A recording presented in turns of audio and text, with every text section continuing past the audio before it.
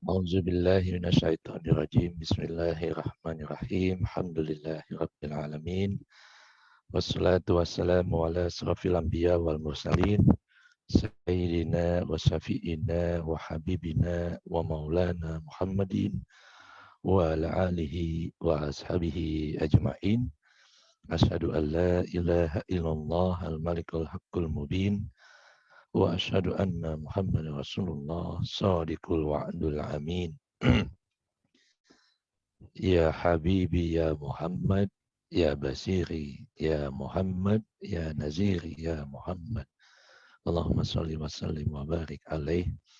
Raditu billahi rabba wa bil islami dina wa bi Muhammadin nabiyya wa rasula. Rabbi zidni ilma warzuqni fahma waj'alni minal arifin.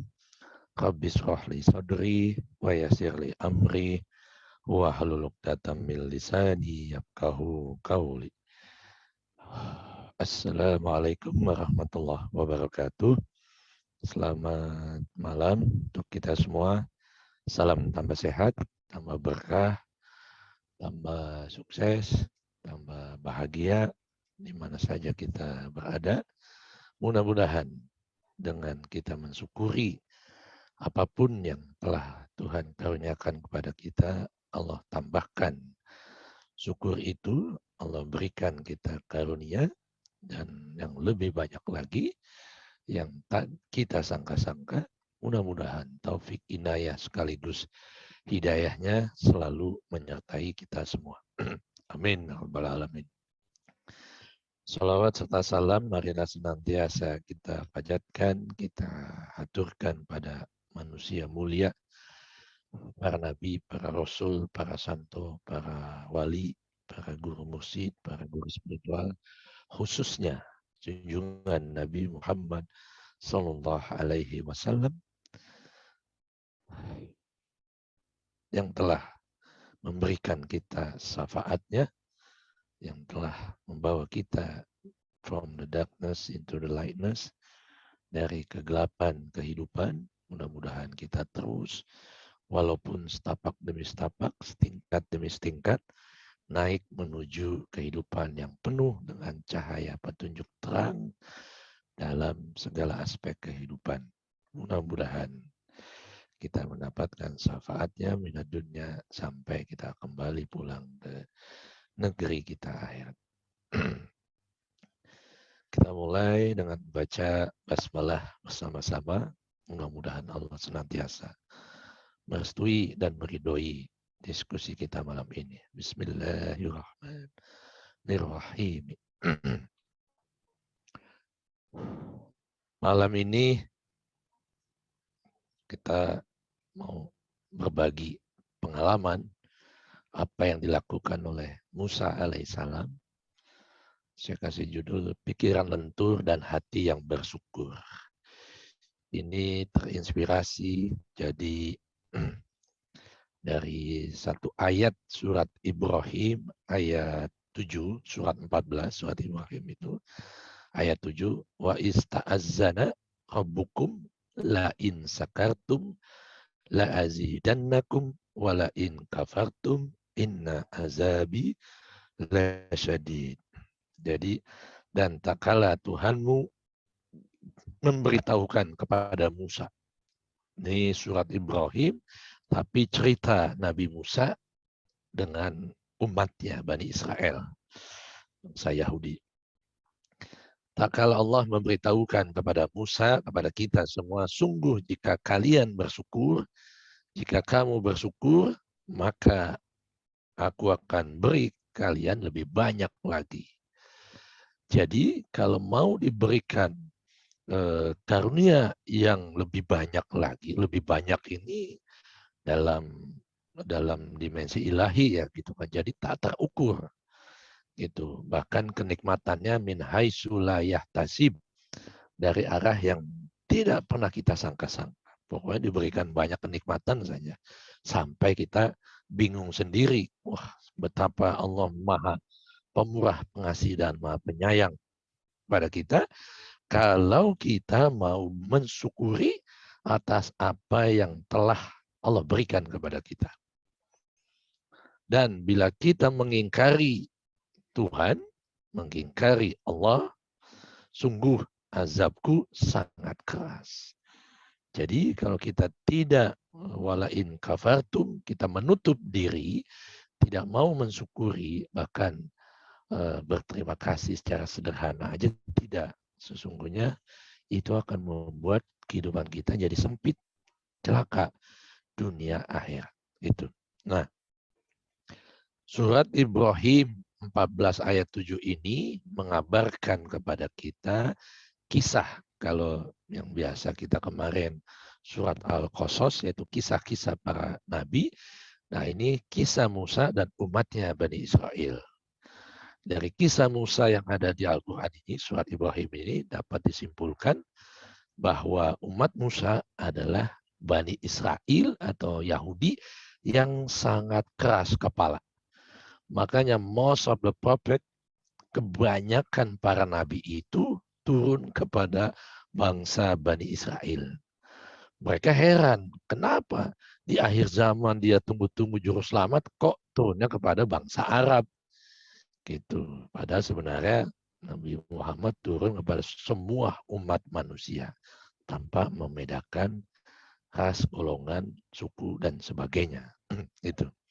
Jadi terkenal dari zaman Adam, zaman Ibrahim, dan Ibrahim lah ketika punya anak Ishak, dari Ishak itulah cikal bakal muncul Bani Israel gitu, Isaac gitu.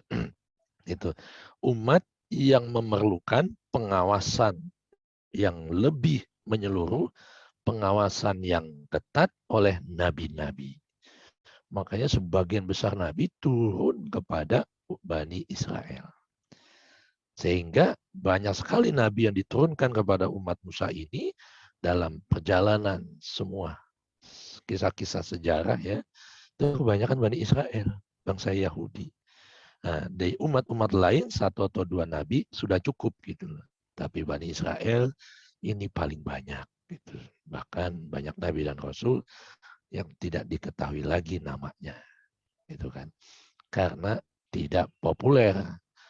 Tidak sepopuler nabi-nabi yang turun kepada Bani Israel. Kenapa mereka turun kepada umat Bani Israel? Agar mereka tidak tersesat dalam menghadapi kehidupan, gitu kan, dalam perjalanan kehidupan lahir batinnya, gitu. Jadi juga tidak hanya bertujuan supaya mereka tidak tersesat, maka banyak para nabi dan rasul turun pada Bani Israel, namun juga bagaimana mengajarkan mereka dengan ketat, dengan disiplin yang luar biasa, supaya dapat hidup mengabdi kepada Allah dengan benar, dengan baik dan indah, gitu kan. Dan menjauhkan togut. Togut itu kalau dikatakan togut itu ya manusia yang kepemimpinan yang membawa kepada kehancuran, kehidupan yang membawa kepada malapetaka. Kemudian keberagamaan yang tidak mengedepankan persatuan tapi kesatuan di antara mereka. Bahkan makanya ketika banyak musibah, banyak ujian cobaan, itu kan, kayak di situ dulu ada Sodom dan Gomorrah, itu kan. Itulah kenapa kalau di kita sekarang pandemi di seluruh dunia, adanya banjir di mana-mana, tanah longsor, gunung meletus, banjir bandang dan sebagainya, gitu kan. Itu karena kelakuan negatif dari umat manusia. Jadi kelakuan energi negatif dari manusia yang mendiami alam semesta ini menyebabkan membesarnya energi negatif kosmologi alam semesta ini, planet bumi yang kita diami ini, sehingga terjadi ketidakseimbangan alam. ketika tidak seimbang, maka disitulah muncul banyak sekali ujian, cobaan, musibah dalam kehidupan. Yang sampai sekarang masih kontroversi. Barusan saya baca itu di CNN Denmark sudah menganggap ini jadi endemik gitu kan, walaupun kasusnya makin naik gitu kan. Di beberapa negara Eropa banyak kontroversi, ada yang pro dan kontra, ada yang mendukung ini jadi endemi, ada yang tetap mereka mau pakai protokol kesehatan masih menganggap endemi gitu kan. Ini yang menyebabkan kerusakan pada ciptaan Tuhan, termasuk kepada kita sendiri. Jadi kondisi ini jika tidak dijaga keseimbangannya, keseimbangan fisik, jiwa, body, mind, and spirit, itu akan menimbulkan petaka buat diri kita. Hati-hati. Jadi karena everything is connected, semuanya akan saling berhubungan satu sama lain. Gitu. Untuk mengilhami kita supaya benar-benar hidup secara selaras. Gitu. Nah, bagaimana di dalam kehidupan kita ini, apa yang kita lihat terjadi sebagai musibah, bisa juga menjadi berkah. Musibah kemarin awal-awal pandemi itu banyak sekali yang lewat, yang wafat, itu jadi berkah buat para penjual peti mati. Dan itu gila-gilaan itu. Saya pernah ceritakan di sini.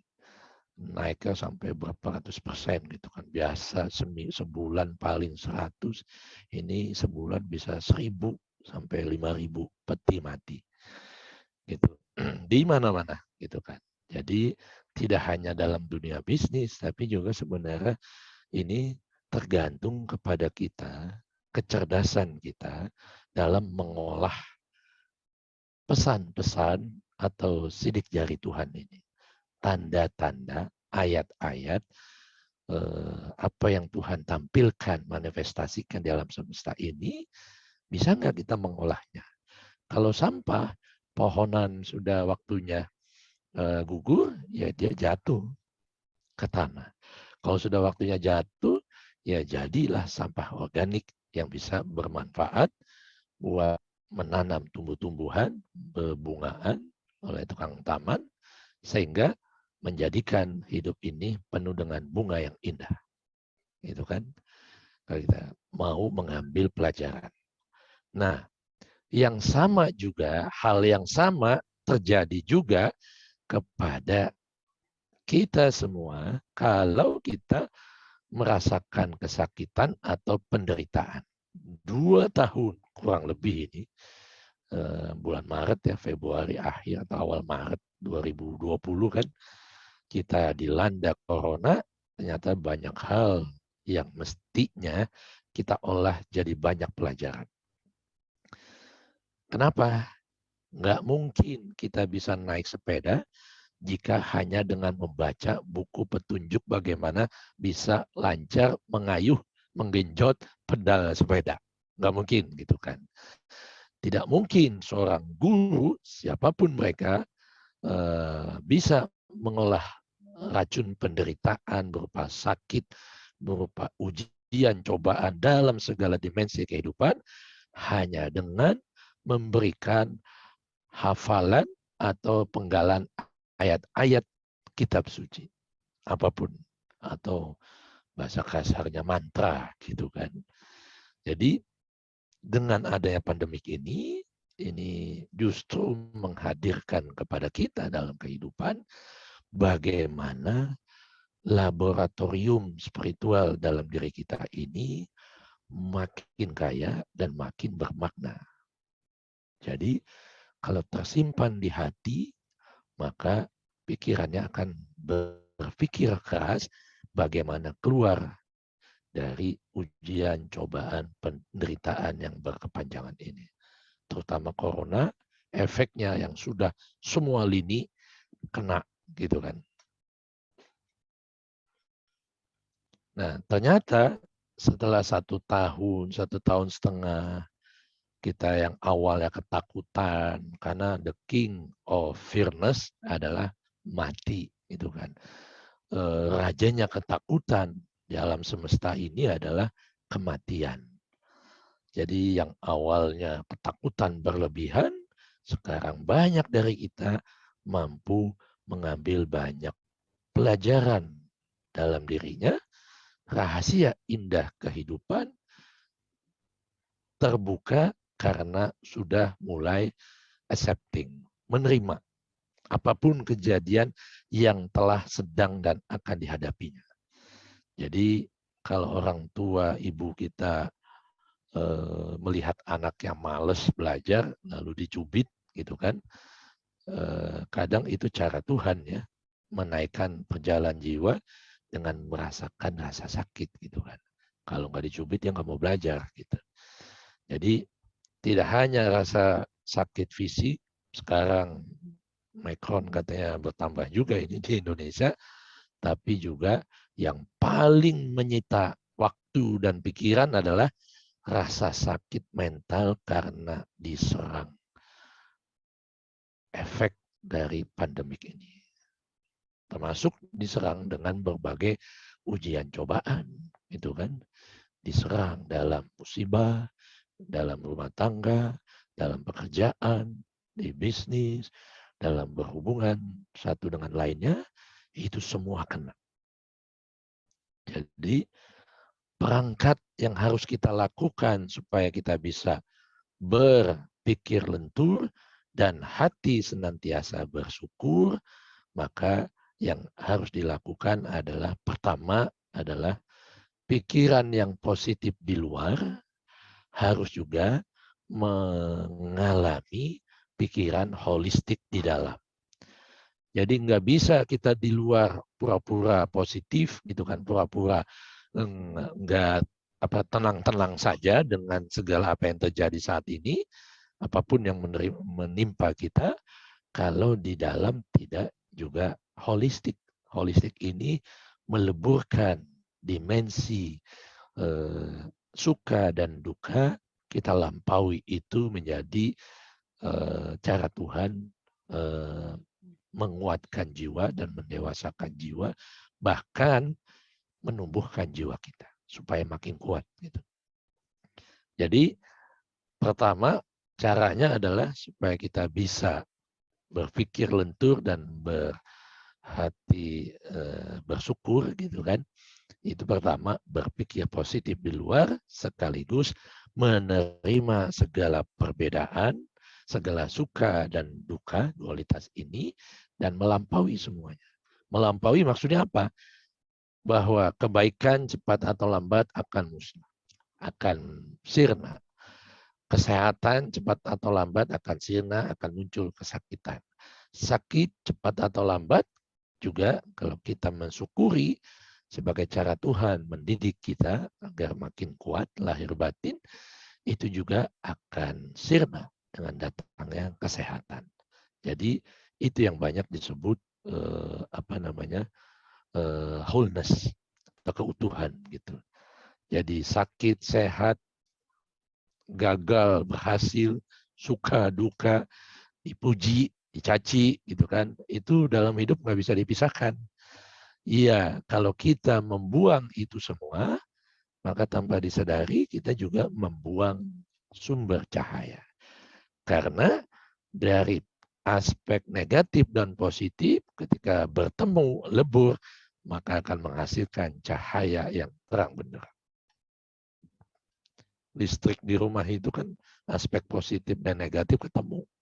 Jadi menghasilkan cahaya gitu.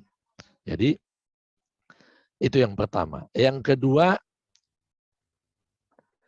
pikiran yang lentur, yang luas dan luas sebagai perangkat kedua yang sangat menolong dalam menghadapi ujian cobaan yang kita hadapi saat ini.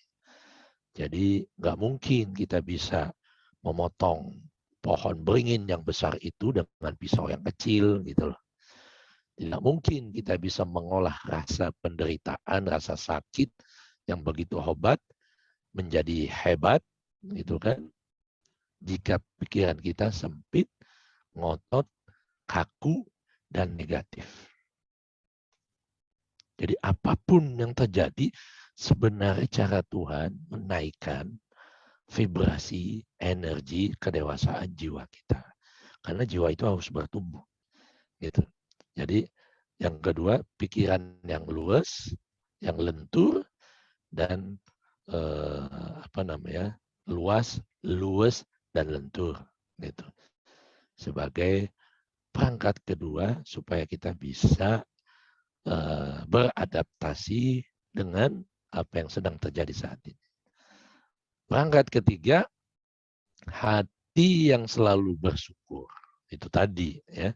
La in sakartum la azidannakum wa la in kafartum inna azabi lasadid. Jadi kalau engkau bersyukur, maka dia akan menciptakan nilai tambah. Manusia berusaha menyibak kegelapan karena dia terus bersyukur. Manusia berusaha membuat kemudahan bagi dirinya kalau dia mau bersyukur. Kalau enggak, yang ada meratapi nasib, meratapi apapun kejadian yang terjadi pada kita. Jadi,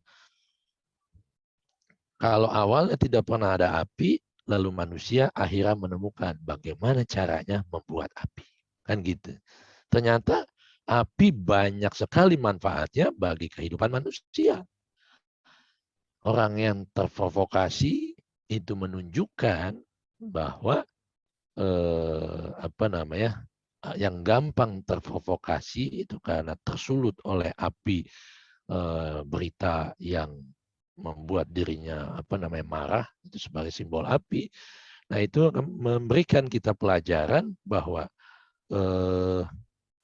kehidupan tidak hanya memerlukan api, tapi kehidupan juga memerlukan kelenturan berupa air yang menyejukkan, jiwa-jiwa yang menyejukkan, pikiran yang lentur, pikiran yang luas dan luas, itu bagaikan air yang menyejukkan. Jadi penemuan api, provokasi, kemudian intimidasi, gitu kan, kemudian bully, baik kita membuli atau dibully, gitu kan, banyak terjadi saat ini. Itu merupakan wujud Tuhan memberikan banyak pelajaran. Bahwa kalau kita mensyukuri dengan adanya api, maka api itu bisa menghangatkan. Tidak hanya membakar, tapi juga menghangatkan. Kenapa? Karena tergantung bagaimana kita merespon segala peristiwa dalam kehidupan itu. Jadi perangkat ketiga, hati yang selalu bersyukur. Dilanda penderitaan, mestinya wajah Tuhan yang sering terlihat di hadapan kita adalah Tuhan sebagai Jamal, bukan sebagai Jalal. Jadi Tuhan Jamal ini yang indah, yang rahmat, yang rahim, yang maha membuka segala kemudahan, yang memberikan segala solusi problematika hidup kita ini. Maka mestinya itu yang tampak kalau hati kita selalu bersyukur. Nah, ketika hati tidak pandai mensyukuri atas apa yang telah dikaruniakan, maka yang tampak adalah wajah Tuhan yang jalal, yang menghukum, yang godok. Padahal cuma wajahnya aja gitu kan. Padahal dia nggak pernah marah, karena setiap amarahnya itu ketika mau memulai marah pasti didahului oleh kasih sayang. Artinya Tuhan nggak pernah marah sebenarnya. Kita yang mudah sekali terpancing oleh berbagai hal,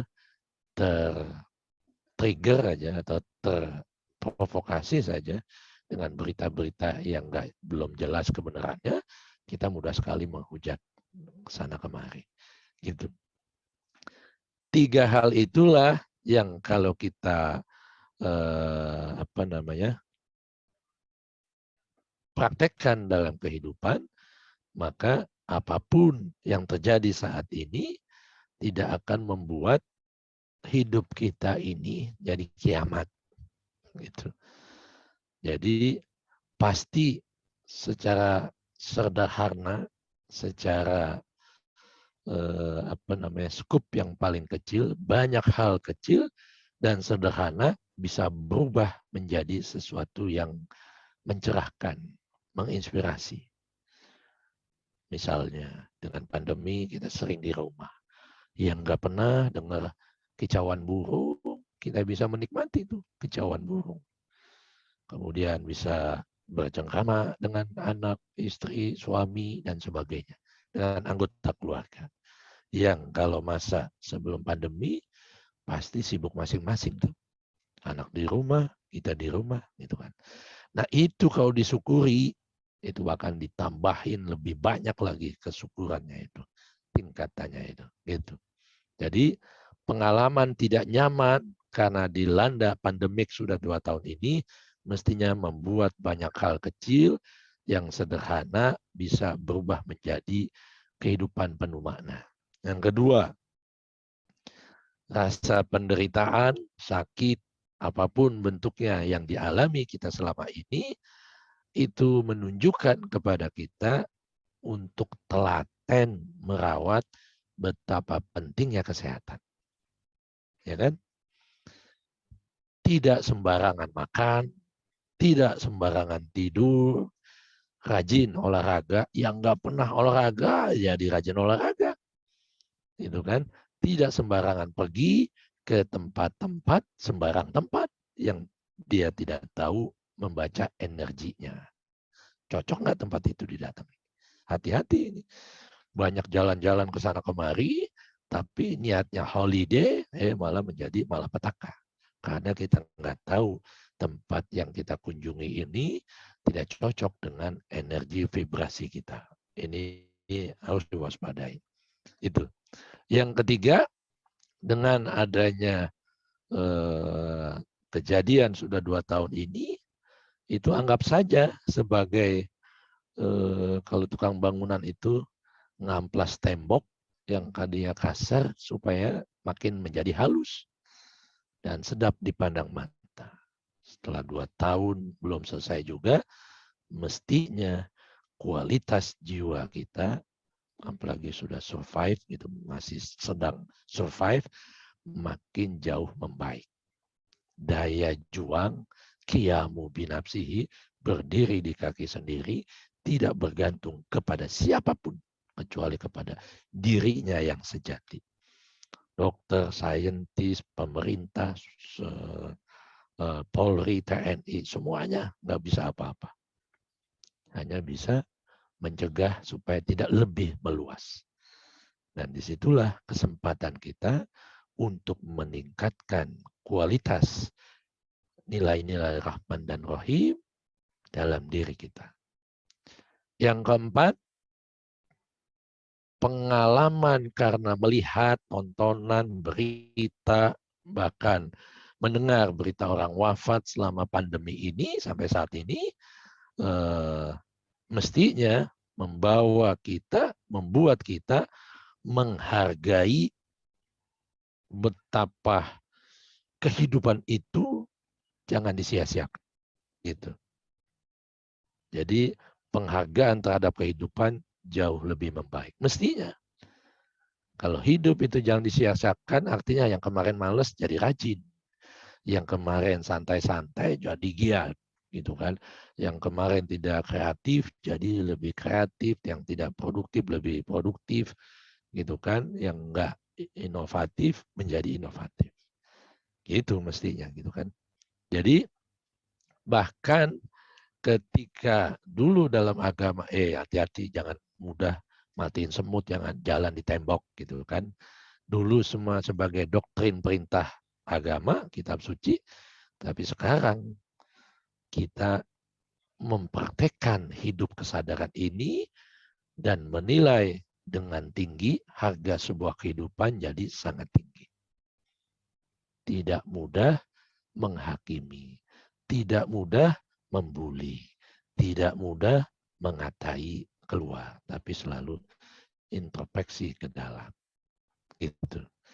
Sehingga Jangankan kita bertindak, berpikir untuk menyakiti siapapun atau apapun yang menurut kita menzolimi kita, itu tidak lagi kita tertarik. Karena persis seperti Qobiah yang mengatakan, adakah engkau membenci? Apakah engkau mencintai Tuhanmu? Ya, pasti saya mencintai Tuhan. Adakah engkau membenci setan jin iblis yang selama ini menggoda, merayu engkau supaya tersesat dari jalan yang benar? Apa jawaban Rabi'ah? Kecintaanku kepada Tuhan tidak menyisakan waktu untuk membenci selainnya. Artinya semua yang sedemikian rupa itu dicintai dengan benar-benar kecintaan tanpa syarat kepada semua makhluk Tuhan. Itu. Jadi nggak tertarik lagi untuk menyakiti, menyalahkan pemerintah, apalagi kan, menyalahkan macam-macam sekarang ini terjadi. Gitu. Yang kelima, kalau kita lihat bahwa cuaca 2 tahun ini belum juga selesai pandemi, maka mestinya itu menjadikan kita makin bisa menselaraskan antara jasmani, mental atau mind, kemudian dengan ruh ilahi. Gitu. Bahwa dengan kualitas diri kita yang makin menselaraskan dengan jasmani, mind, and spirit, itu akan membawa kita kepada keutuhan diri, keluarga, komunitas, dan makin menjadi setia satu sama lain. Sulit dikatakannya. Ini kajian malam ini 17 orang, ada dari mana-mana ini. Dari Jakarta, dari Bandung, dari Jogja, dari macam-macam. Dari Bali, itu kan, dari Riau dan sebagainya. Itu kalau enggak, kalau bukan karena kedekatan secara mental spiritual dengan mewujudkan komunitas diskusi ini, tidak akan terjadi. Jadi itu pun harus kita syukuri. Masih bisa bersilaturahim dengan teknologi ini. Yang keenam, ketika jiwa kita sudah memahami fenomena 2 tahun yang belum selesai ini, mudah-mudahan ketika memahami, jiwa itu semakin tumbuh menjadi dewasa. Semakin bercahaya. Tidak lagi pergi ke tempat-tempat sembarangan. Gitu. Maksudnya apa? Segala hal yang tidak membuat kita makin dekat kepada Tuhan, tinggalin. Jadi harus berpikir prioritas yang utama. First thing first, kalau Stephen Covey dalam Manajemen Seven Habits itu. Jadi nggak heran dalam tradisi Kristen Katolik ada yang disebut monastery. Monastery itu artinya well protected place to body, mind, and spirit. Di mana? Di dalam diri. Di mana? Di dalam hati yang penuh dengan syukur kepada ilahi. Nah, berkah yang ketujuh, ketika kita melakukan kegiatan keseharian, semuanya penuh dengan kesadaran. Tidak ada ketakutan kepada masa lalu, tidak ada pikiran membawa-bawa masa depan, yang baik maupun yang buruk. Yang ada hanyalah kesyukuran pada saat ini atas apa yang Allah telah berikan kepada kita. Dan ini kalau nggak ada pandemi, rasanya nggak pernah akan ikut kajian seperti ini. Ya kan? Jadi semuanya punya pesan-pesan atau sidik dari Tuhan yang kalau kita olah itu akan menjadi perangkat penting betapa pikiran bisa menjadi lentur dengan hati yang bersyukur. Nah, dalam kitab Al-Hikam, siapa? Al-Hikam itu Ibnu Athaillah Al-Iskandari, seorang ulama tasawuf yang luar biasa. Beliau mengatakan begini, Tatallu'uka ila baqa ghairi dalil ala adam wijdanik lahu wastihasuk li fuqdani siwahu dalil ala adami waslatika bih. Jadi dalam Al-Hikam, Ibu Athaillah Al-Iskandari mengatakan keinginan kita terhadap kekalnya sesuatu selain Allah, harta, tahta, jabatan, harta benda, semua, itu semua. Jadi keinginan hati kita terhadap kekalnya selain Allah, sebut saja tuh selain Allah itu ya alam semesta ini. Termasuk harta benda, termasuk kedudukan, tahta dan sebagainya. Bahkan keluarga, anak, istri, suami, orang tua, itu semua selain Allah menjadi bukti bahwa kita belum bertemu dengannya. Jadi kalau kita ingin semua selain Allah itu kekal, itu tanda bahwa kita belum bertemu dengannya. Kemelekatan kepada selainnya, itu tanda manusia yang belum bertemu dengannya. Kemudian kerisauan kita, wastihasuk li fuddani siwanu dalil, jadi kerisauan kita, ketakutan kita, kekhawatiran kita, lantaran kehilangan sesuatu itu, apapun bentuknya, atau siapapun, jadi ketakutan, gimana nanti kalau saya meninggalkan ini, gitu kan? Gimana kalau meninggalkan generasi lemah, gitu kan? Dan sebagainya. Itu ketakutan-ketakutan berlebihan kalau kita sebenarnya tahu bagaimana bersyukur saat ini, pasti ketakutan itu dia akan datang. Karena kita hidup di saat ini, bukan lalu, bukan masa depan. Gitu. Jadi ketakutan, kekhawatiran, kegelisahan kita lantaran takut kehilangan sesuatu selain Allah, bentuknya apapun. Termasuk tahta, harta, jabatan, semuanya. Termasuk anak, istri, suami, orang tua, mertua, semuanya.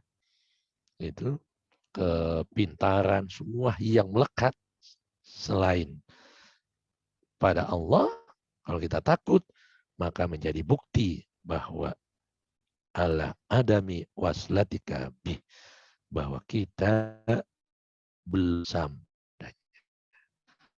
Tapi ingin supaya kekal selain Allah, itu kita belum berkepadanya. Lalu ketakutan kita kepada akan kehilangan sesuatu selain Allah, itu menjadi bukti kita belum sampai kepadanya. Bagaimana bisa bersyukur, bagaimana bisa berpikir lentur, luas dan luas, kalau kita masih dibelenggu masa lalu, di rundung ketakutan masa depan. Tidak menikmati hidup saat ini yang penuh dengan anugerah ilahi. Kalau dihitung sampai 10, dari bangun tidur sampai mau tidur, 24 jam itu, coba hitung. Banyakkan malapetaka atau banyakkan nikmat yang Allah berikan. Kalau saya yakin lebih banyak nikmat yang Allah berikan kalau kita pandai merefleksikan atau merenungkan, mentafakurinya. Kalau lebih banyak nikmat, maka nggak ada alasan kita bersusah-susah di kehidupan saat ini. Walaupun kita banyak menghadapi ujian, cobaan, rintangan apapun dalam hidup ini. Bentuknya apapun. Gitu. Jadi itulah poin yang ingin saya sampaikan. Mudah-mudahan ini menjadi renungan kita bersama. Bagaimana menjadikan semua fenomena suka duka ini kita bisa lampaui, menjadi holistik, menjadi kita selalu mensyukuri. Karena Rabbana ma khalaqta haza batila. Segala sesuatunya telah Allah ciptakan, apapun bentuknya, tidak sia-sia. Apapun yang telah dia berikan, yang telah dia ciptakan, itu kan tidak ada yang sia-sia. Semuanya penuh dengan pesan yang mendalam, dan supaya kita tidak mudah berkilah bahwa itu takdir atau panggilan Tuhan. Apapun kejadian, itu semua akibat siapa yang menabur kita. Siapa yang menuai, ya kita. Bukan Tuhan yang menjadikan ini semua terjadi. Itu akibat perbuatan kita sendiri. Gitu. Terima kasih, mudah-mudahan jadi renungan kita bersama.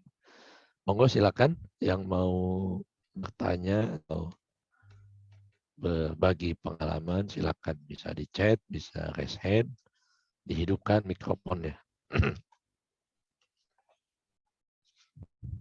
Ini luar biasa ini. Al-Hikam Ibnu Athaillah ini. Silakan.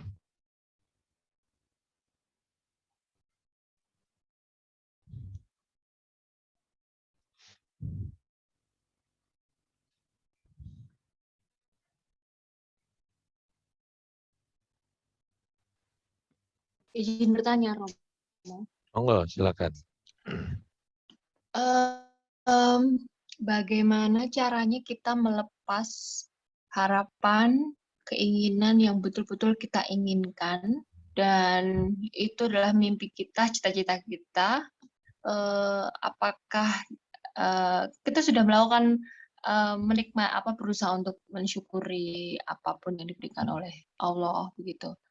Tapi setiap saat kita selalu dihadapkan pada keinginan-keinginan itu. Nah, bagaimana biar lebih mudah untuk melepas keinginan itu? Terima kasih. Jadi gini, ini saya kutip lagi Ibnu Athaillah dalam Al-Hikam. Innama ajral aza ala aidihim kai la takuna sakinan ilaihim. Tuhan tidak mendatangkan gangguan lewat tangan manusia agar kita tidak merasa tentram bersama mereka.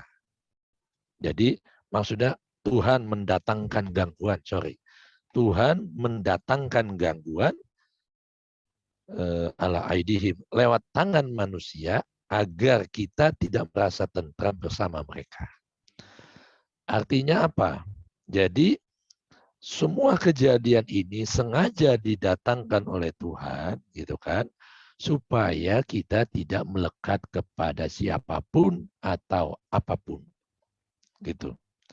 Nah, termasuk di dalamnya, kalau itu keinginan-keinginan yang sifatnya tadi ini keinginan apa mimpi, gitu kan, gitu. Harapan. Kalau kita tahu kepada siapa kita berharap, tahu tata cara doa yang benar itu, semua harapan, mimpi-mimpi itu pasti dikabulkan. Kalau keinginan, biasanya, apalagi kalau itu dari hawa nafsu, dari ego gitu kan, dia cenderung ingin segera dipenuhi. Kalau sudah dipenuhi, ya kok ya gitu aja gitu loh. Nggak ada kesinambungan yang sifatnya langgeng. Gitu. Lain kalau kita dengan penuh kesadaran doa itu dalam supaya kita mampu mewujudkan segala cita-cita atau apa yang kita ciptakan, doa itu bukan meminta ini itu dari Tuhan, bukan. Karena semuanya sudah tersedia dari Dia. Dari doa itu doa itu mengajak sang sumber kehidupan ini untuk mengkreasi kehidupan yang mau kita wujudkan. Yang sebenarnya badan lahir batin kita ini hanya digunakan oleh Dia. Semua yang terjadi dalam hidup kita ini kan semua ciptaan kita. Ya kan? Kerja di pegawai negeri gitu. Dulu nggak pernah kepikiran kan, gue mau ngapain ya habis sekolah SMA. Gitu kan.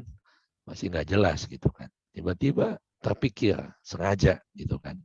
Punya kuasa, punya kehendak gitu. Jadi kalau 7 sifat ilahi, kudrat, irodat, ilmu, hayat, sama, basar, kalam itu kita maksimalkan, tidak ada satupun apalagi kita bisa selaras ya bahwa kita bisa menselaraskan energi jasmani kepada energi mental, body, mind, and spirit, itu pasti semua akan terwujud. Karena Tuhan katakan, you are what you think. Yang kamu pikir bisa, kamu wujudkan bisa. Nah, persoalannya, pikiran yang belum lentur, yang masih sempit, ini kadang banyak mengganggu, bukan kadang, paling sering menghambat kita, bahkan jadi pesimis. Makanya saya sering memberikan anekdot, Tuhan ketika mencipta pakai pikiran enggak? Enggak lah. Kalau pakai pikiran berarti terbatas dong. Padahal kemampuannya sangat-sangat terbatas. Keinginannya sangat-sangat tak terbatas. Jadi kalau mau menciptakan, tidak pakai pikiran. Tapi memakai zat itu. Nah, bicara zat wajibul wujud, ini adalah dimensi yang paling tinggi itu. Jadi body, mind, and spirit, dimensi roh. Nah, dimensi roh inilah yang mestinya kita selalu tersambung. Jadi selaras. Kalau ibaratnya segitiga, gitu kan, di pojok kiri kanan itu body and mind, di puncaknya adalah ruh. Selaras, tidak putus-putus garisnya, tapi nyambung. Kalau sudah selaras, bisa kun fayakun. Makanya itu yang sering disebut oleh para sufi, ketika engkau berkehendak, maka terjadilah kehendakmu itu. Bismillahirrahmanirrahim. Bismillahnya orang yang sudah selaras kepada roh Tuhan itu beda dengan bismillahnya kita yang masih putus nyambung.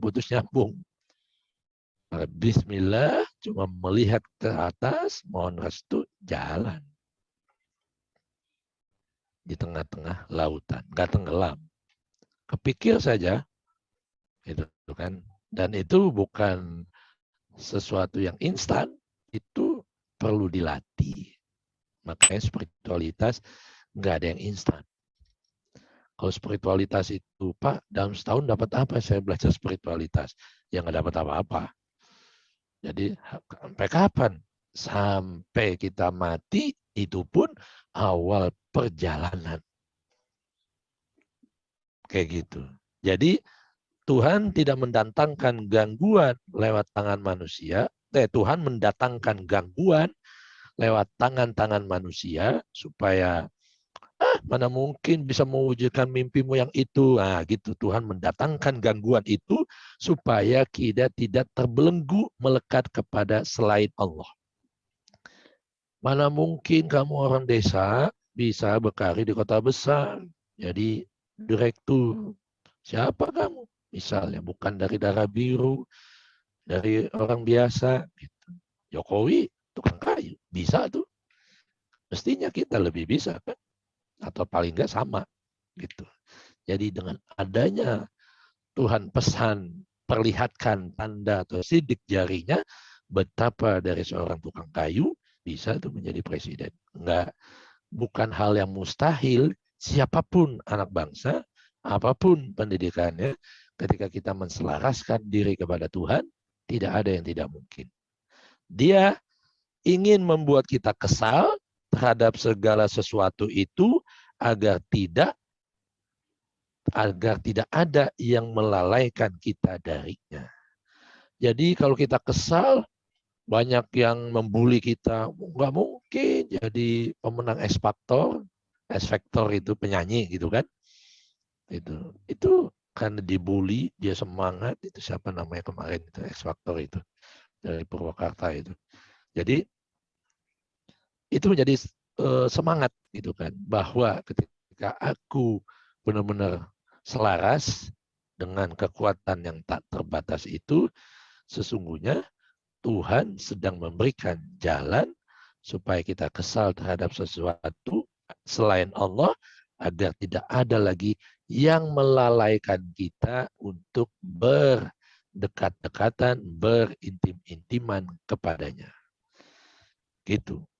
Termasuk ketika kita bagaimana mewujudkan mimpi-mimpi. bukan keinginan yang sesaat. Keinginan sesaat itu cepat dapatnya, cepat hilangnya. Tapi kalau mimpi biasa kan hal-hal yang besar kan, gitu. Kalau mimpi kita hal-hal yang tidak mungkin, ya bisa pasti terwujud. Kalau mimpi yang tidak mungkin menurut manusia, itu kita selaraskan pada Tuhan, baru kita diwujudkan.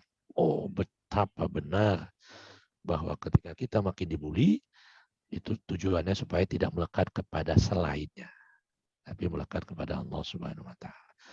Mudah-mudahan bisa menjawab, Mbak. Gitu. Ya, terima kasih Romo.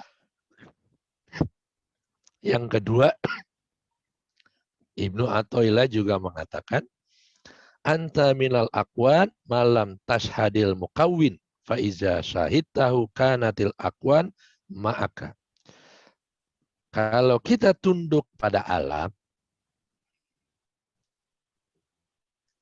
jadi kalau kita selama ini tunduk pada alam, berarti belum melihat sang pencipta. Makanya sering kita dibelenggu, bahkan dikerangkeng, bahkan diperbudak oleh dunia ini. Yes or no?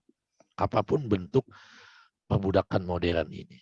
Ya, profesi, aktivitas, di diri kita sendiri, gitu. Kayak yang waktu 24 jam itu kurang, gitu kan.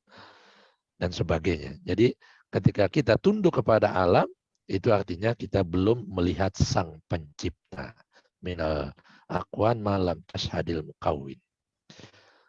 Kalau kita telah menyaksikannya, bersaksi, melihatnya, dan berjumpa kepadanya, insya Allah, apalagi kita istiqomah, konsisten di jalannya, maka alam semesta ini dengan segala isinya akan tunduk kepada kita.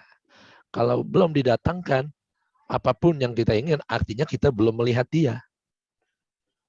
Wujud keberadaan eksistensinya dia, bahwa semuanya tidak ada yang tidak mungkin kalau semua sudah menjelma dalam wujud keberadaan Allah itu. Gitu. Ini luar biasa ini. Ibnu Athaillah. Kau tunduk kepada alam selama belum melihat penciptanya. Kita tunduk dengan pekerjaan, berat kepada kemelekatan kepada dunia, jabatan, harta, tahta, anak, istri, suami, orang tua lagi sakit. Saya harus ngaji, gimana dong? Diberatin orang tua, ya bisa aja. Pasang headset sambil ngerawat orang tua, di samping orang tua. Misalnya kayak begitu, ya kan? Jadi banyak jalan menuju Roma. Banyak jalan untuk kita bisa merasakan perjumpaan langsung kepada ilahi. Jadi kalau kita masih dikendalikan oleh dunia yang remeh-temeh, yang nggak penting ini, maka itu tanda kita belum melihat sang pencipta. Zohir wa batin. Baik zohir maupun secara batin. Kalau kita sudah menyaksikannya, sudah berjumpa kepadanya, maka kesadaran itu akan dimunculkan bahwa ternyata dunia ini cuma permainan dan sandiwara. Tidak ada yang abadi.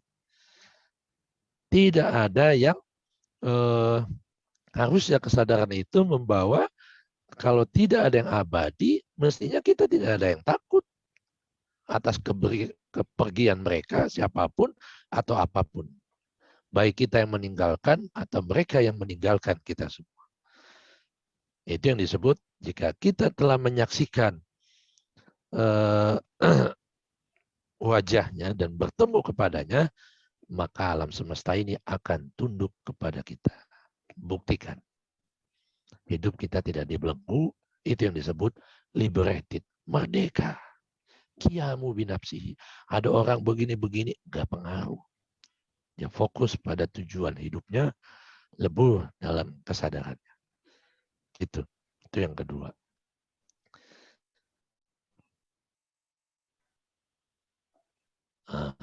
Benar. Jadi kalau masih disebutkan, saya selalu berdoa, kemana saja, di mana saja, dalam perjalanan hidup saya, dari bangun tidur sampai mau tidur lagi, ya Tuhan, jadikan setiap perjalananku dari tidur sampai mau tidur, pada hal-hal yang penting, yang makin mendekatkan diri saya kepadamu. Kalau ada pertemuan disengaja atau tidak sengaja kepada siapapun atau apapun makhlukmu yang tidak membuat saya dekat padamu, tidak bisa unity pada engkau, jauhkan sejauh-jauhnya. Setiap hari saya doa itu. Gitu. Jadi dari situ jadi afirmasi. Lambat laun kita mampu meninggalkan hal-hal yang remeh-temeh. Yang nggak penting kita kempit habis-habisan, padahal akan rusak juga. Ya kan? Itu. Siapapun atau apapun ketika kita terbelenggu pada hal-hal yang remeh-temeh itu, melekat berlebihan, itu akan menyakitkan kalau terpisah. Makanya tadi dikatakan didatangkan gangguan lewat tangan-tangan manusia. Tidak ada yang bisa nolong kecuali diri kita dan Tuhan yang selalu membersamai kita. Agar kita tidak merasa nyaman kepada siapa. Termasuk guru, yes. Innaka la tahdi man ahbabta walakinallaha yahdi may yasha. Sesungguhnya Tuhan tidak memberikan, sesungguhnya la tahdi, engkau tidak berhak memberikan petunjuk. Allah lah yang memberikan petunjuk agar manusia menyadari betapa hidayah itu, hidayah kemerdekaan diri, sehingga mengenal jati dirinya dan mengenal Tuhannya, itu semua karena ilahi. Bukan karena maunya kita, tapi karena kita dipilih olehnya. Supaya terpilih, siapkan diri ini semaksimal mungkin sehingga layak dipilih olehnya. Karakternya, istilahnya bebenah diri, kayak X Factor kan begitu. Bagaimana dia layak menjadi masuk ke gala show misalnya, ya kan? Nggak tahu tadi sore habis buka puasa ngeliat gala show gitu kan. Makin layak ya nggak terpilih. Begitupun keimanan. Jadi keimanan itu nggak otomatis, harus diusahakan. Yazid apa mau yankus, mau naik atau mau turun, mau bertambah atau makin berkurang. Itu semua tergantung kita. Mau jadi malaikat bahkan melebihi malaikat atau menjadi asfala safilin, makhluk yang paling rendah diinjak-injak, bahkan lebih hina dari binatang melata, monyet dan sebagainya. Khas peringatan Tuhan. Jadi ketika engkau berpikir positive thinking dan holistik, itu jangan main-main. Mengundang kebaikan pasti akan terjadi, cepat atau lambat. Mengundang kejelekan pasti akan terjadi, cepat atau lambat. Kan lebih baik mengundang kebaikan. Biar semuanya terjadi. Ya kan, sesuai kehendaknya. Gitu. Jadi hidup nggak gampang menyalahkan. Hidup jadi hanya tunduk kepada Tuhan. Kalau pemimpin tidak pantas dipatuhi, jangan dipatuhi. Ya kan? Qulil haq walau kana murran. Katakan yang benar, itu benar walaupun itu pahit buat siapapun. Ya kita kadang kan gak enak ngomong begini sama bos. Kan gak enak begini, apa pantas saya ngaku ini gitu kan dan sebagainya gitu. Jadi itulah yang disebut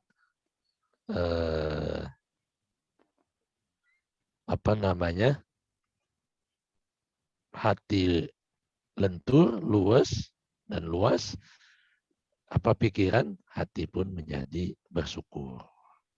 Yang ketiga, ma tajiduhu al-qulub minnal humum wal ahzan fali ajli ma mana'athu min wujudil iyad. Kalau sekiranya kita masih merasa risau, sedih atas apapun yang terjadi pada kita, berarti masih terhalang kita untuk menyaksikan wajahnya. Masih sedih, masih ketakutan berlebihan, masih terhalang kita untuk menyaksikan wajahnya. Padahal wajah Allah begitu indah, jamal dan begitu agung. Kalau Allah agung, Allah yang mendekap kita. Allah itu jalal, anggun, Allah yang akan menghibur kita. Jadi buat apa susah? Susah itu tak ada gunanya. Ya Pak Sugianto. Ya kan? Hidup cuma sebentar. Buat apa susah gitu. Mikirin pandemi nggak selesai, mau pergi aja. Gitu. Tapi tetap sambungkan diri pada ilahi. Jadi bila masih risau, masih gelisah, gundah, khawatir, takut, sedih, semuanya lah atribut yang negatif itu berarti masih terhalang dari menyaksikan Allah yang Rahman dan Rahim. Padahal wajah Allah semuanya menyejukkan. Para sufi begitu, nggak ada wajah Allah yang marah-marah. Setiap yang marah didahului kasih sayang, nggak jadi marah. Cuma untuk nakut-nakutin doang. Warning, hati-hati ada lubang. Sudah kasih tahu kan? Itu. Apa dijorokin? Enggak, kita hati-hati. Waspada, takwa, tawakal.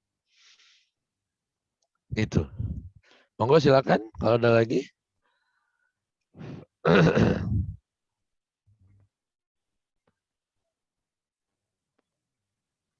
Cinta sejati, mahabbah itu puncak tertinggi. Ada mahofah, ada ma'rifah, ada mahabbah. Nah selama ini kita dalam mahofah. Mahofah itu fearness. Beribadah karena takut. Kalau nggak sholat, nggak puasa wajib, nggak sholat wajib, takut dapat siksa, takut dapat dosa. Gitu. Itu fearness. Karena takut, maka dia melakukan amaliyah itu. Itu buat orang awam. Naik lagi, ngapain sih sholat kayak begini? Dia cari tahu. Dia cari pemahaman, kedalaman dari maksud mahofah itu. Kenapa mesti ada syariat agama? Kenapa ada karma? Mahofah itu karma. Karma yoga kalau dalam India. Dalam tradisi Hindu. Kemudian bakti yoga itu sembah bakti kita pada Tuhan, mahabbah. Nah, kemudian ada lagi yana yoga, ma'rifah. Nah, dari pengetahuan takut gagal, pengennya berhasil, nggak mau sakit, maunya sehat, nah itu mahofah namanya. Itu dunia syariat, dunia ini ya kayak begitu, dualitas. Dunia kita ini dirundung cuma dua hal itu, dualitas. Padahal mestinya kita unity.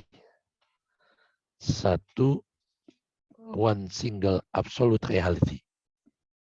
Gitu. Nah, dari ketakutan itu supaya nggak rugi terus, supaya nggak sakit terus, maka dicari pengetahuan, knowledge by koresponden dengan memaksimalkan akal pikiran, dengan menuntut ilmu, dengan membaca, berguru pada seseorang, gitu kan, sampai kepada pengetahuan, knowledge by experience, ilmu huduri, knowledge by present.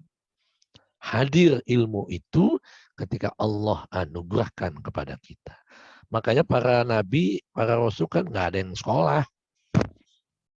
Tapi ilmunya melampaui ruang dan waktu. Apa yang dikatakan Nabi Muhammad saja 1500 tahun yang lalu, itu kebukti semua saat ini.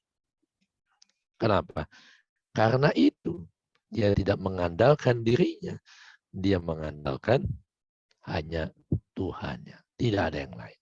Tidak mengandalkan gurunya, dirinya, kekasihnya, anaknya, bapaknya, mertuanya, jam semuanya. Tidak. Hanya mengandalkan Tuhannya. Makanya la tahab wa la tahzan. Innallaha ma'ana.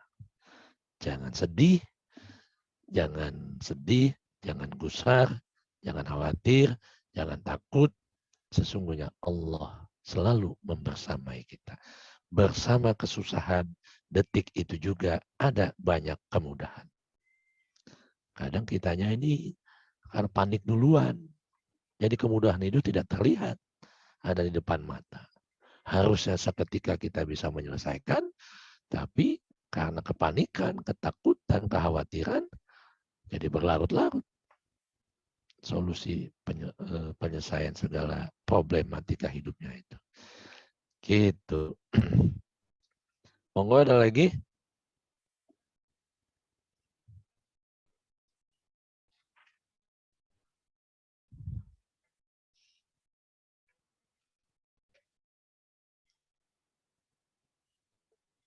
Monggo, siapa yang mau tanya lagi? Mau sharing, silakan.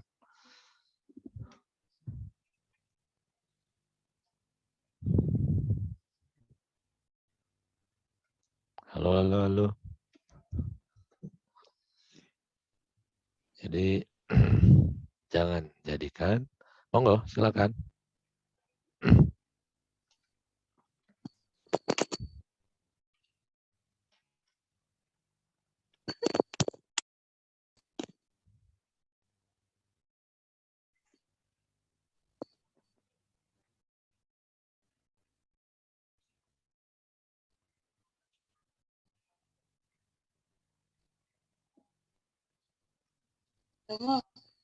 Ya, monggo. Assalamualaikum.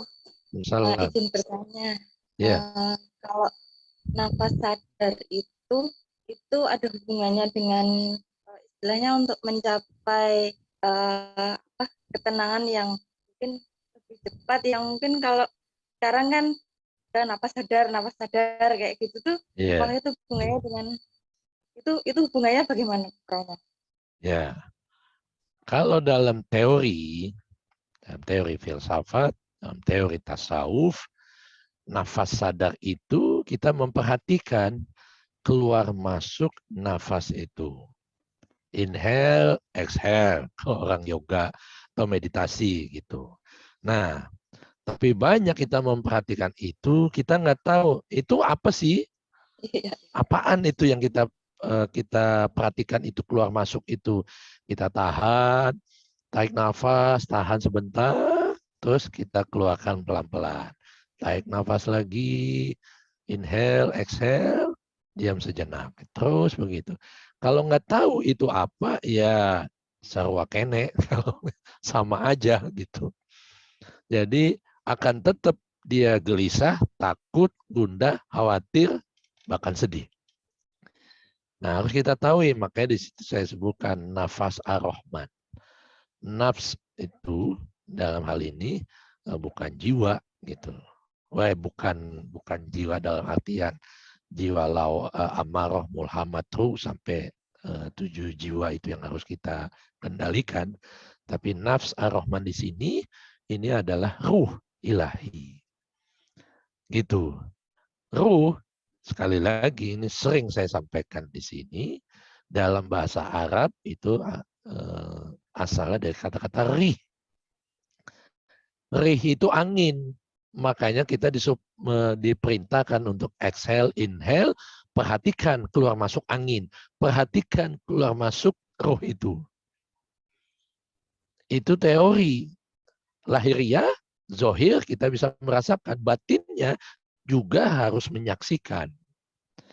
Kalau baru mengalami kesadaran, keluar nafas. Jadi rih itu ruh. Ruh itu Allah Subhanahu wa taala. Jadi kita exhale, inhale. Nah, itu biasanya walaupun kita baru sekedar memperhatikan keluar tarik nafas. Biasa kalau lagi emosi atau ada apa gitu, ada kejadian, coba jangan panik, tarik nafas, tahan, lepaskan. 3 kali saja itu bisa mengubah yang tadinya panik jadi lebih tenang. Kebayang nggak kalau kita ketemu batinnya Sang Maha Ruh? Karena ruh ini zohir dan batin. Jadi kalau baru kesadaran zohir, inhale, exhale, ya belum sempurna. Makanya harus disempurnakan dengan penyaksian kepada Sang Maha Ruh. Gitu. Jadi tetap aja ikut meditasi, ikut ini. Tetap aja hidupnya masih gelisah, nggak tahu. Kehidupan trauma masa lalunya dicudik dikit, di-trigger dikit, dipicu dikit, keluar semua lagi ketakutan, kekhawatiran, kegelisahannya, bahkan kesedihannya. Nah, kalau orang sudah tahu yang zohir, Karena dia kan, Allah kan zohiron wa batinan. Zohir kita merasakan, batinnya bisa disaksikan. Bagi yang tahu ilmunya, tahu caranya. Cari itu, mumpung masih sehat, di mana saja. Kalau kita niat, pasti akan dipertemukan. Gitu. Jadi kalau belum, ya pasti masih gelisah. Cuma meredam sedikit aja itu. Bisa tenang dikit. Masih ada ketidaktenangan, kekhawatiran, ketakutannya tuh di paling dasar aspek jiwa kita. Digoyangin dikit, naik lagi ke atas. Iya, jadi kayak Ya kan? info gitu. Ya, gitu. Karena pasti belum kenal, belum pernah ketemu. Banyak sekali itu ayat suci Al-Quran. Makanya dulu sesi jenak, dia tidak berdasarkan textbook. Ya kedua pengalaman. Karena bersahadat itu pengalaman, perjumpaan, dan penyaksian. Bukan ngucap. Tapi di kalangan kerajaan Demak dan wali-wali yang bersekongkol dengan kerajaan Demak, mereka ketakutan. Bayangkan kalau semua tahu bisa selaras pada Tuhan. They don't need government. They don't need leader because they are a leader. Mereka lah pemimpin buat dirinya dan buat sekitarnya. Bukan berarti mereka jadi nggak mau dipimpin, bukan. Jadi mereka nggak akan mudah dibohongi. Kan kita banyak dibohongi nih beragama sama ustadz, sama kiai, sama habib, ya kan? Bukan karena jadi lebih kepada formalitas dogma agama, bukan pengalaman kerohanian yang menyingkap keberadaan masa lalu saat ini maupun yang akan datang. Gitu. Makanya sesi jenar pikirannya melampaui zamannya. 500 tahun melampaui zamannya itu. Sekarang lah di zaman metaverse ini kita harus itu tuh, harus ke arah sana. Kalau enggak hangus kita, tertinggal, musnah, hilang. Karena nggak bisa ngikutin kan? Udahlah gue mati aja deh. Kayak begini dunia udah begitu kejam gitu. Jadi begitu. Semuanya salah. Padahal semuanya. Kalau penyaksian tadi Rama itu tuh maksudnya kan kayak tadi kayak ada nafas sadar terus harus menyaksikan itu tuh setiap kali apa yang kita alami sampai kalau misalnya berdoa itu istilahnya sudah menyatukan vibrasi doa kita itu udahlah berserah kayak gitu, artinya doa kita itu udah jadi istilahnya apa ya manut Tuhan aja kayak gitu tuh. Itu baru masuk ke tarafan yang bagaimana ya Rom? Ya kalau manut ya bukan, karena semua ini ciptaan kita, kreasi kita. Gitu. Memangnya siapa Tuhan? Wa nafahtu fihi min ruhi. Aku tiupkan ruhku, kata Tuhan, ke dalam diri kalian. Jadi kita ini siapa? Tiupan ruh itu terjemahannya. Tapi hakikatnya aku tiupkan ruhku ke dalam dirimu. Jadi kalau ditanya, kita ini siapa? Atau kalian ini siapa? Kita adalah aslinya kita, bukan fisik ini. Yang sebentar lagi paling banter 70, 95, guru spiritual Zen Buddhism, itu Tinakan, yang baru wafat, Allahu yarham. 95 paling banter, guru spiritual. Kalau kita orang awam, paling 60 kayak Nabi. 50 bahkan. Karena apa? Akibat karma-karma kehidupan yang belum selesai dan belum mampu memanifestasikan nama-nama ilahi dalam segala aspek kehidupan yang 99 itu dan sifat ilahi. Gitu.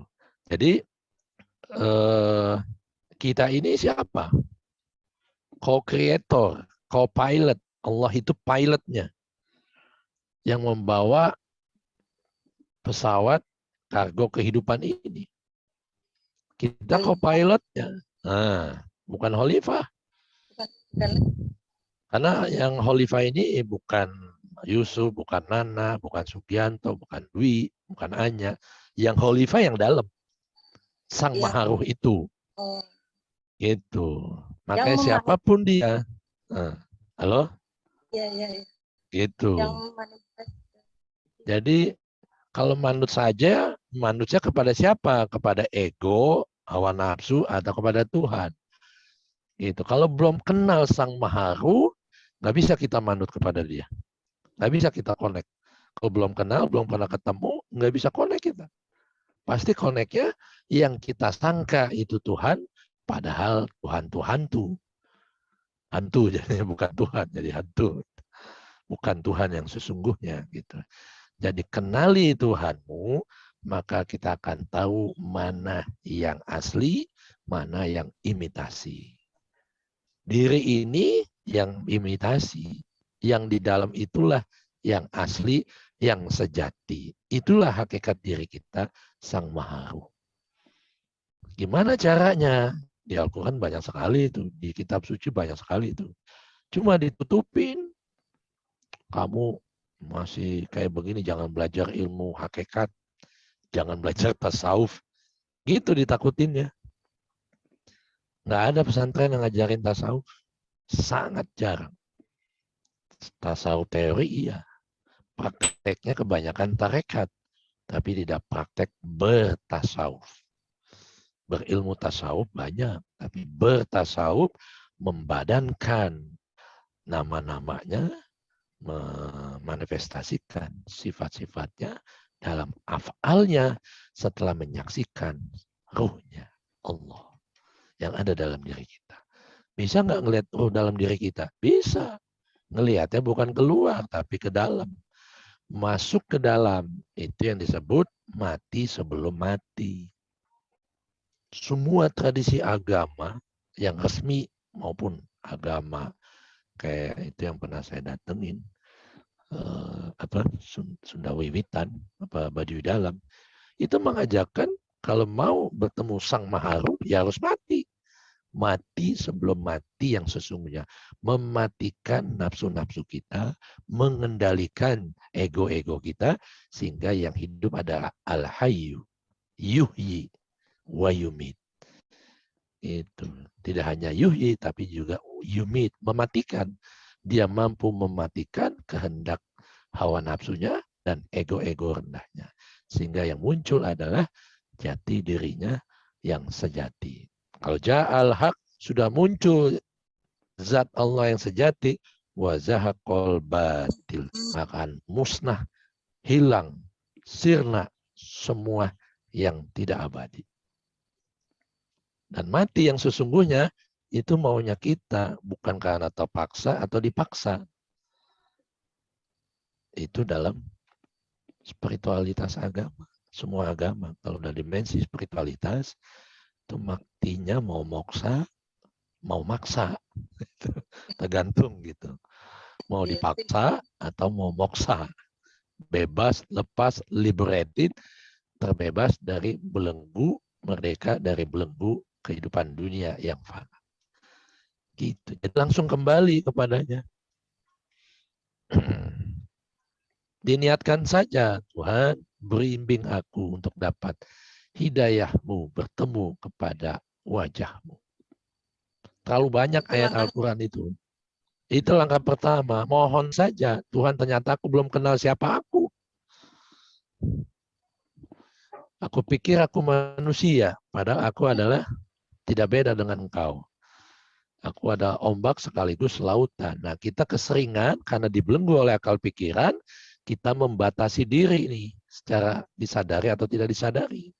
Dengan pikiran-pikiran yang sangat terbatas itu, kemauannya tak terbatas. Makanya orang filosof itu tangga ketiga. Puncaknya adalah recognizing God, knowing God and recognizing God. Mengenali dan mengalami Sang Ilahi. Tidak hanya membicarakan, kalau filsuf membicarakan Tuhan. Apa yang dibicarakan saya alami bagi orang yang bertasawuf makrifat, dia mengalami apa yang dibicarakan kalangan filsuf. Enakan ngalamin atau enakan ngomongin? Enakan ngalamin. Itu puncak ilmu pengetahuan. Pengalaman langsung, bukan katanya. Makanya beragama itu bukan katanya, tapi pengalaman yang harus kita alami langsung terhadap kebenaran itu sendiri. Baru nggak goyah lagi. Seperti Bilal, kemarin saya sebutkan.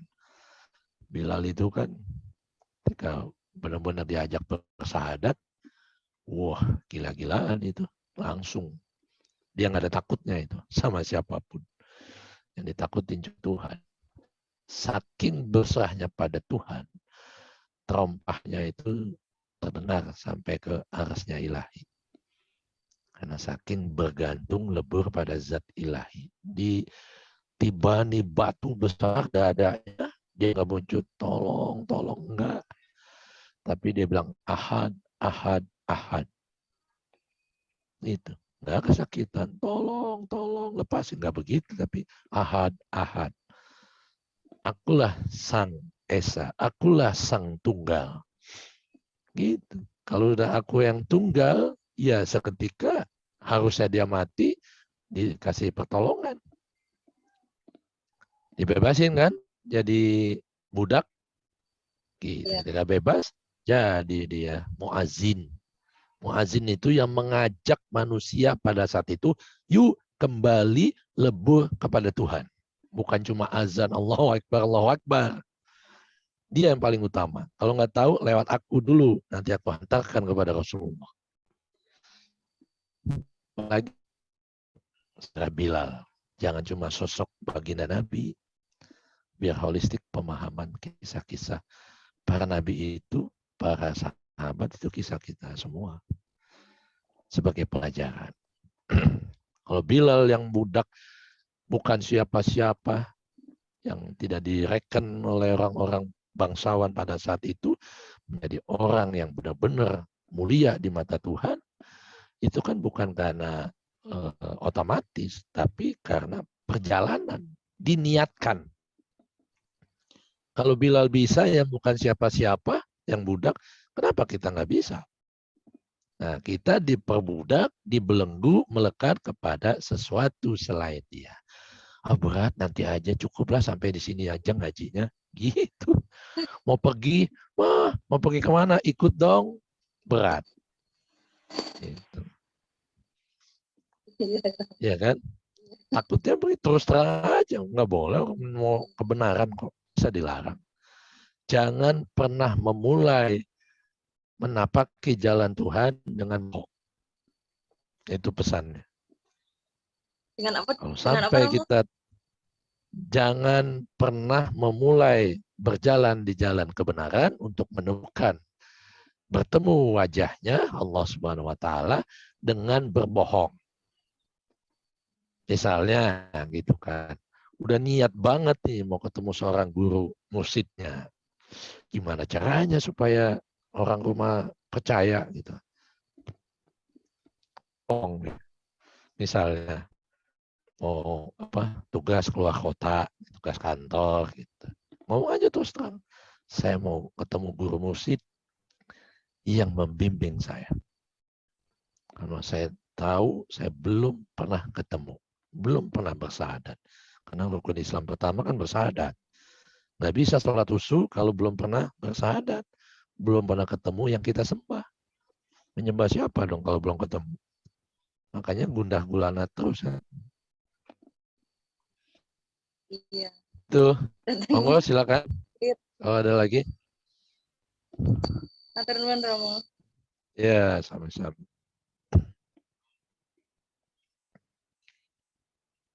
Pak Sugianto, monggo. Jauh nih sahabat ini dari Riau. Ke Medan, di Medan Riau.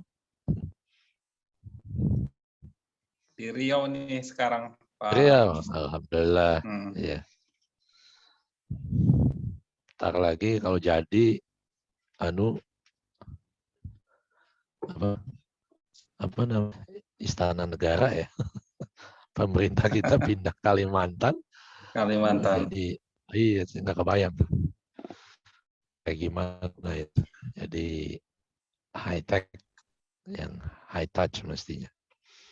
Karena ini di Riau juga ada pernah Pak ke makam Endam 12 di apa namanya tuh, lupa saya. Aduh, apa di Pulau Penyengat gitu. Itu Rindam 12 itu luar biasa itu.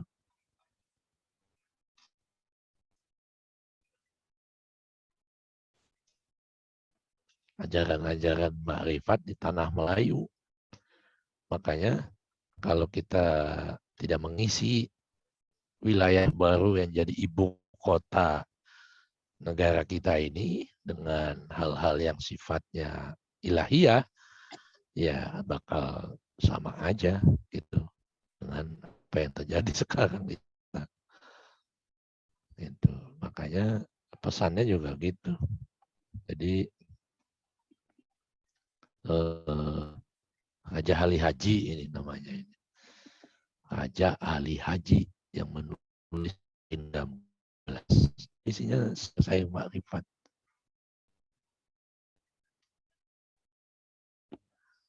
Barang siapa tiada memegang agama, sekali-kali tiada boleh dibilangkan nama. Siapa mengenal yang empat, syariat, tarekat, hakikat, makrifat, maka ia itulah orang yang makrifat. Siapa yang mengenal Allah, suruh dan tegahnya tiada ia menyala. Siapa mengenal dirinya, maka dia mengenal Tuhan yang bahari, yang tak terhingga maksudnya. Itu Rindam 12 di Pulau Penyengat. Ada makamnya, di keliling makamnya itu ditampilkan itu. Itu bait pertama. Bait kedua, siapa yang mengenal yang tersebut, mengenal Tuhannya, taulah ia makna takut. Jadi takutnya hanya pada Tuhan, pada yang lain semuanya lewat. Siapa yang meninggalkan sembahyang seperti rumah tiada bertiang, fondasinya akan runtuh. Karena apa namanya? As-salatu imaduddin. Salat ketubuhan kita pada Sang Ilahi, kepada Sang Maharu, itu sebagai tiangnya kehidupan kita dalam beragama.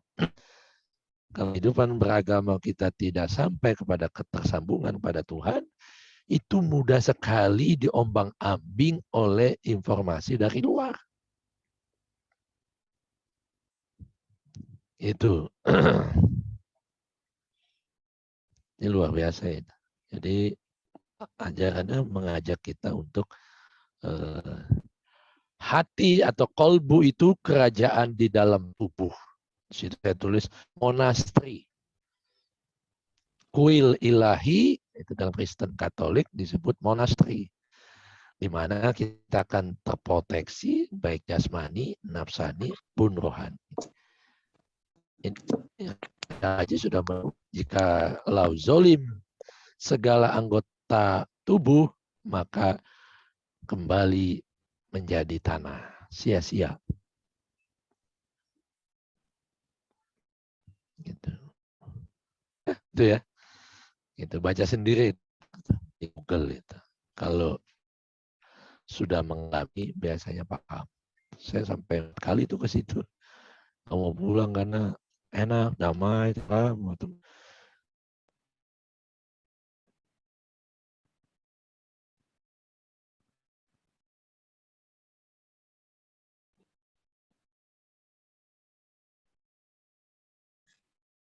Yang ada dalam tubuh setiap manusia.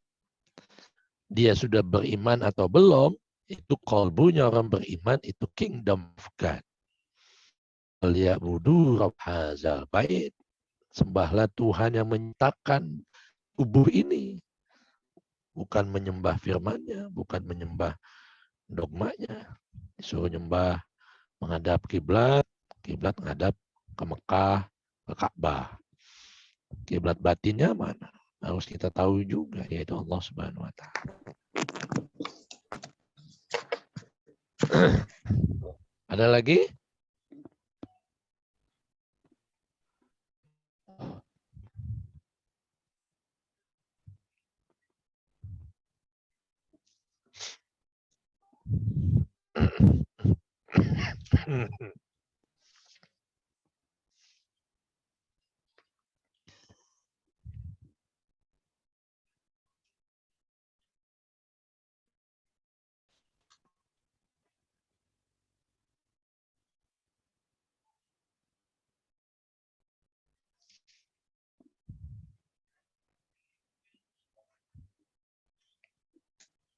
Satu lagi di Fusus di Al-Hikam Ibnu Athaillah, man uzina lahu fit ta'bir puhimat bi masami'il khalq aratuhu wa jaliyat ilaihim isaratuhu. Jadi banyak nih sekarang orang ngaku-ngaku guru spiritual gitu. Padahal siapa yang diizinkan untuk berbicara, man uzina, diberikan izin, uzina itu izin untuk berbicara, penjelasannya mudah dipahami dan keterangannya menjadi jelas. Nah, kalau ngaku-ngaku guru spiritual, penjelasannya muter-muter, tapi belum pengalaman, itu bisa muter-muter. Ya, apa sih maksudnya? Tidak tak gitu, tidak bikin kita paham, tapi bikin bingung gitu, dan arahnya juga nggak jelas. Jadi siapa yang diizinkan untuk berbicara on behalf of God, misalnya, penjelasannya mudah dipahami dan keterangannya akan jelas. Oh, begini maksudnya. Gitu. Apalagi kita membuka hati dan pikiran. Gitu.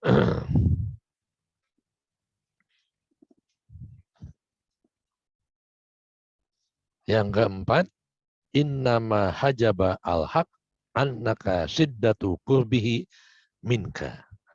Yang membuat Allah atau Tuhan terhijab dari kita adalah karena kedekatannya, siddata qurbihi, yang amat sangat kepada kita. Saya sering mengatakannya, analoginya, saking terangnya cahaya matahari, kita melihatnya silau.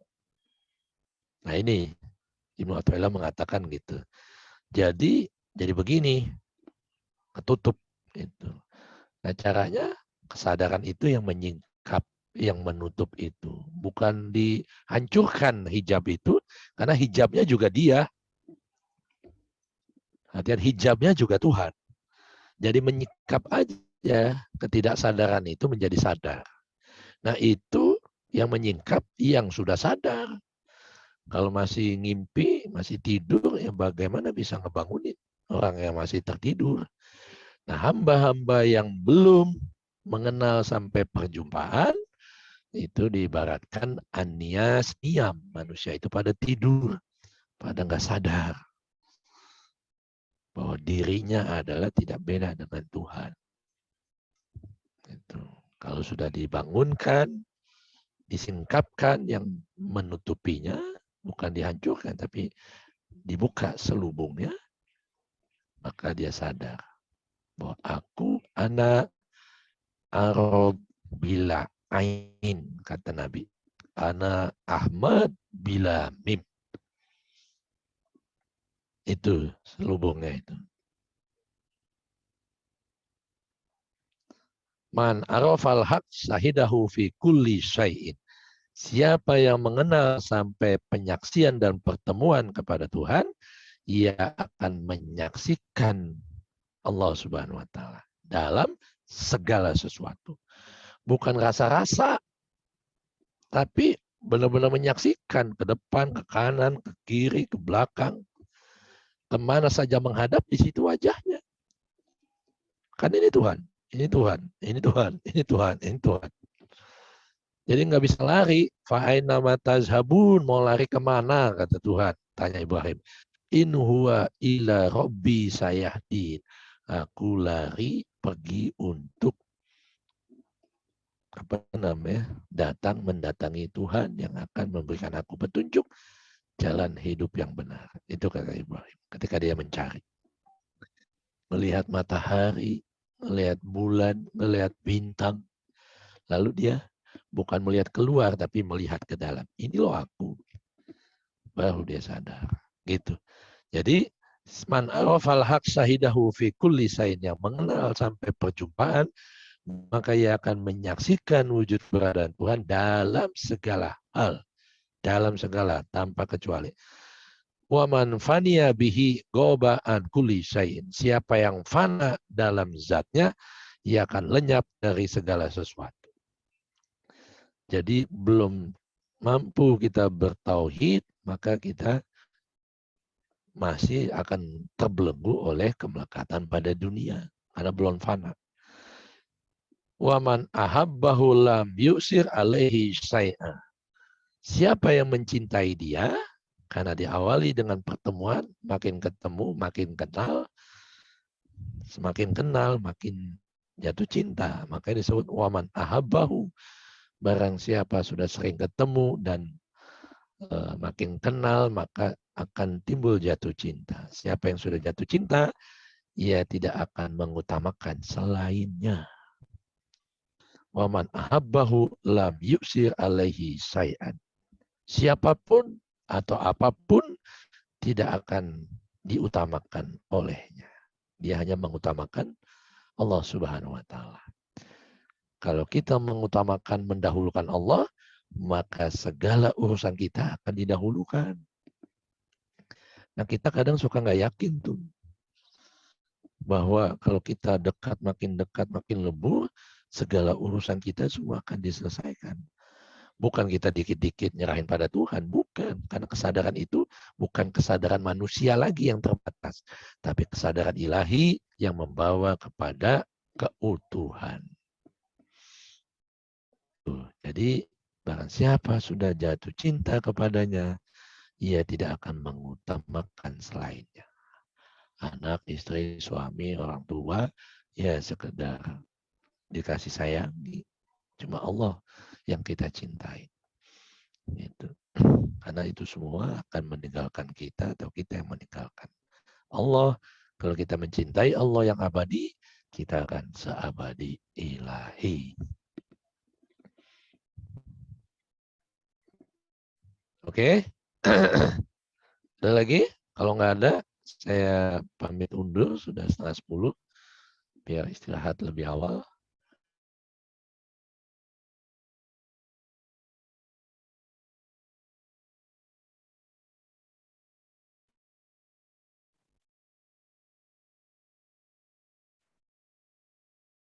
Hidayah, wa ma taufiqi illa billah, alaihi tawakkaltu, wa ilaihi unib. Assalamualaikum warahmatullahi wabarakatuh.